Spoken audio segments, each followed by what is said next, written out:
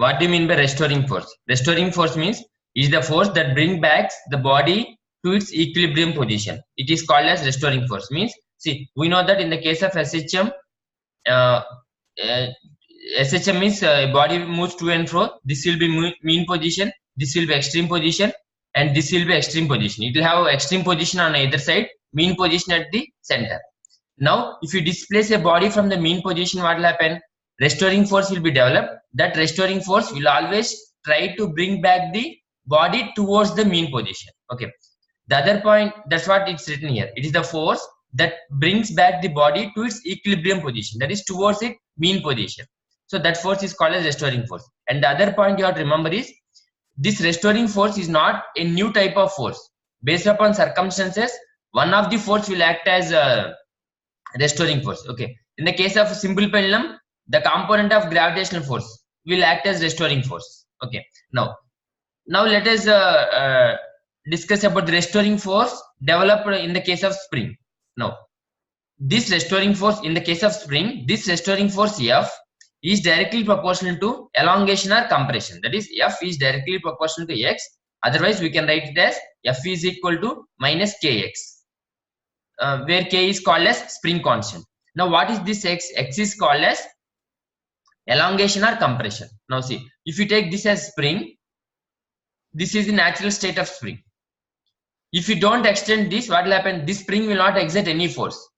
But now, when you apply a force, when you try to pull this spring towards right with your hand, then what will happen? This spring will exert some force on your hand. Okay, this force is nothing but extension. Now, this force is nothing but restoring force. That is a force exerted by spring. The formula for that is F is equal to minus Kx. Similarly, if you try to compress also, then what will happen? So this is the case of compressing. If you try to compress also, what will happen? Your applied force will be in this direction. This spring will push your hand in the opposite direction. That is, it creates a force in this direction. The formula, if the amount of compression is X, then the formula for that force exerted by the spring on the hand is F is equal to minus Kx. So in both cases, whether it is extension or compression, the formula for that force is F is equal to minus Kx, where K is a constant called as spring constant. Now, let us define this K. So we know that the force developed in the spring or force because of the spring, F is equal to minus Kx. We can write K is equal to minus F by X. For time being, forget about this minus. Then we can write K is equal to F by X. Now, if the definition for force constant is the restoring force developed per unit extension or compression in a spring is called as force constant. So the definition for K is nothing but the restoring force developed when X is equal to 1. That is, whether compression is by 1 unit or extension is by 1 unit. That is the definition for restoring force. Now coming to SI units, we know that for force, the SI unit is Newton. For X is nothing but compression or extension, which is nothing but distance. So unit will be meter. So SI unit will be Newton by meter. CGS unit will be dyne per centimeter. Next, the conversion between Newton per meter and dyne per centimeter is 1 Newton per meter is 10 cube dyne per centimeter. So if you want to derive this, the thing that you have to remember is 1 Newton is equal to 10 power 5 dyne. Similarly, 1 centimeter is equal to 10 power minus 2 meters. So if you use these two, then you'll get this conversion. So finally, the conversion factor between Newton per meter and dyne per centimeter is 10 cube. Next, its dimensional formula is m t power minus 2. Now let us derive this. The formula for a spring constant K is equal to F by X, where F is force. Now generally the formula for force is F is equal to ma. Now where a is acceleration, this we can write as m into velocity by time. That is, m into velocity can be written as displacement by time whole divided by time. Now let us try to apply. For m, the standard will represent m as capital M, distance as L, t by t, that is t square. If it comes to numerator, you will get t power minus 2. So the dimensional formula for force is m L t power minus 2. Similarly, x is nothing but extension, which is related to distance. For that we'll write it as L. This L will get cancelled. Finally, the dimensional formula for spring constant is m t power minus 2. Okay, now this is important. If K is more, stiffness will be more and elongation will be less. Let us try to discuss this point. Now, what is K? K is nothing but spring constant, which is nothing but restoring force developed per unit extension. Means, so let us see the case where K is more.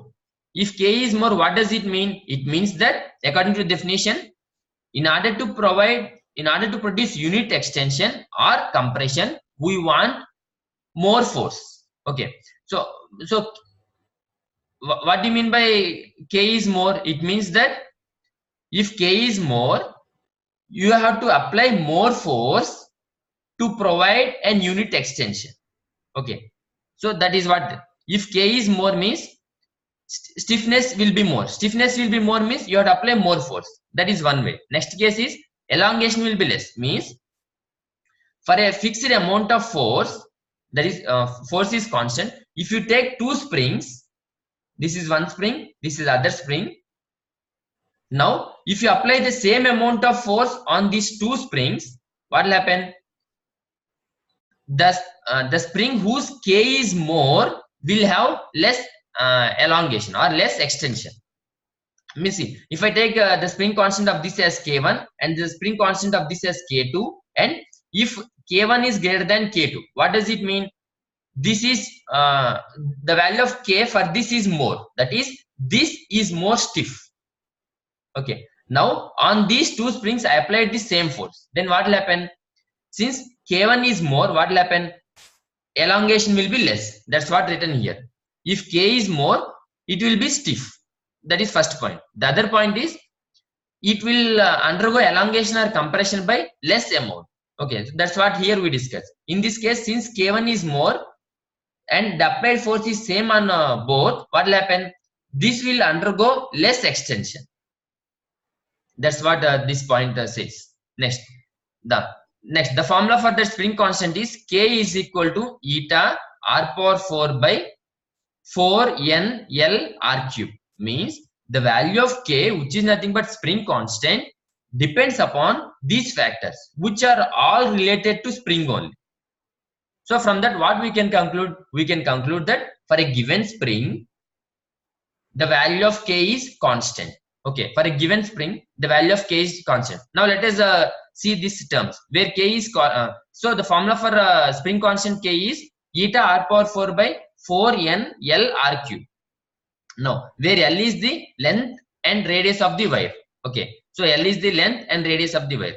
R is the radius of the spring. So see, this small r is different from this capital R. This small r is related to wire radius. This wire radius means, see, if you take a wire, this itself will have some radius. Okay, this small r is related to that radius, which is nothing but radius of the wire. This capital R is nothing but the radius of the spring. What do you mean by radius of the spring? Now if you turn, if you from this wire, if you make a spring, okay, you can make spring like this of this radius or of more radius. So this is nothing but capital R is nothing but the radius of the spring. Okay, next, eta is nothing but rigidity modulus of the spring. So rigidity modulus of the spring depends upon nature of the material. Okay, rigidity modulus depends upon nature of material. So next, N is the number of turns per unit length. So K value depends upon all these terms. If you take eta, it depends upon nature of the material of the wire with which the spring is made. R is the radius of this wire. N is the number of turns per unit length. Okay, means if these windings are so close, number of turns per unit length will be more. If these windings are very far, number of turns per unit length will be less. Next, it depends upon L, which is nothing but the length of the spring. Next, capital R, which is nothing but the radius of this helical path or circular path. So finally, these are the various factors on which K depends. Now in this case, generally we'll consider this part, that is K is proportional to 1 by L. What does it mean? It means that K is inversely proportional to length. That is, if length is more, the value of K is less. So in this case, what does it mean? We are taking this as constant, this as constant, this as constant, and capital R as constant. That is, now let us consider two cases where we consider two springs. Let me write. We'll consider two springs. We'll consider two springs. This is spring 1. Otherwise, see, this is one big spring whose length is L, and its spring small, and its spring constant is capital K. We know that K proportional to 1 by L. Now what we'll do? We'll split this into two parts of two lengths, such that one spring has a length L1, other spring has a length L2. Okay, such that L is equal to L1 plus L2. Now if you observe, see, from same wire only we made, since we cut this into two parts, so eta will be same. The value of eta for this and the value of eta for these two will be same. Similarly R, similarly capital R. So similarly R, capital R, small r, capital R. Similarly N, which is nothing but number of turns per unit length. The value of N for this, and for this will be same. For all these three, that is N, R, capital R, eta will be same. So if you see this formula, all are same, all are constants. The only variable is L. So we cut this into two parts, such that L is equal to L1 plus L2. Now see, let us apply the same concept for this. Now since I cut this spring, what will happen? Its spring constant will change. Earlier the spring constant of this entire spring is K. Now for this it will be K1. Similarly for this it will be K2. Why? Because since length is changed, its spring constant will change. Now from this we can write K1 proportional to 1 by L1. Similarly from this we can write K2 proportional to 1 by L2. Okay, so now I'll write this as I'll write this like this: KL is equal to constant. Similarly, K1 L1 is equal to constant. K2 L2 is equal to constant. Now, if you apply, see, now the intention is I have to derive the values of K1 and K2 in terms of known quantities. That is L1, L2, L, and K. Okay. So now finally I have to derive the value of K1 and K2 in terms of these known quantities. Now I'll take this as equation 1, this as equation 2, this as equation 3. If you apply logic, the value of this constant will be same for these three equations, 1, 2, 3 equations, because this constant depends upon these parameters: eta, R, capital R, and N. So for all these parameters are same for this spring, this spring, this spring. That is, the value of this constant will be same. Then from 1 and 2, what can I write? I can write K1 L1 is equal to KL. That is, K1 is equal to KL by L1. That is, L can be written as L1 plus L2. That is K into L1 plus L2 by L1. Okay, L1. Similarly, from 1 and 3, if you apply the same logic, you can write KL is equal to K2 L2. If you derive in the same manner, we'll get K2 is equal to K into L can be written as L1 plus L2 by L2. So these are the spring constants of K1, K2 are the spring constants for this cut spring, that is new springs. Okay, so this is how we'll derive new spring constants. Next, now let us go to the other case where when a spring is hanged vertically and a body of mass is attached at the lower end, then the formula for extension is. So now see, now what happens is, this is a spring which is hanged vertically. Now since no force is applied to this spring, there won't be any extension. Now what I'll do, to this spring I'll hang a mass capital M.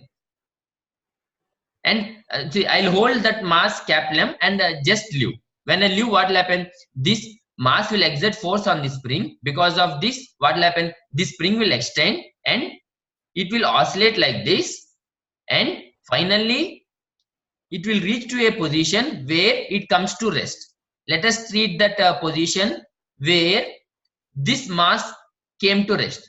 By that time, what will happen? The spring will extend by some amount x, same as capital M. The spring will extend by some amount x. Now if you see in this case, what happens? This spring is at rest, that means, and it is extended by some amount of x. We already know that if the spring is extended by some amount of x, a restoring force will be developed. The formula for that restoring force is F is equal to kx. So on this mass, this restoring force will pull the mass in upward direction. Similarly, the way that is the gravitational pull of the earth will pull the mass in downward direction. So since this mass is at rest, that is, if you apply free body diagram, the force due to spring F is equal to kx will be in upward direction. The weight of the mass mg will be in downward direction. Now this is at rest, that is kx is equal to mg. Then from this we can write k is equal to mg by x.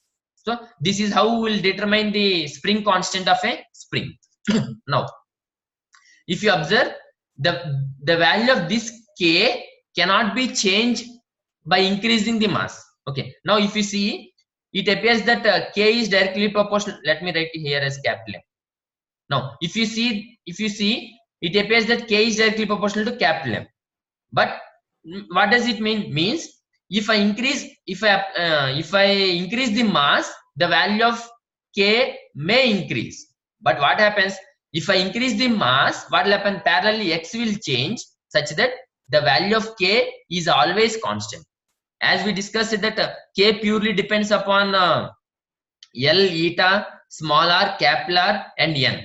Okay, so if all these are constants, what will happen? The value of k cannot be changed. That is, the value of k cannot be changed by this external force. Means if I increase external force also, the value of k will remain same. This value of k purely depends upon these parameters only, and this k will change when only we change these parameters.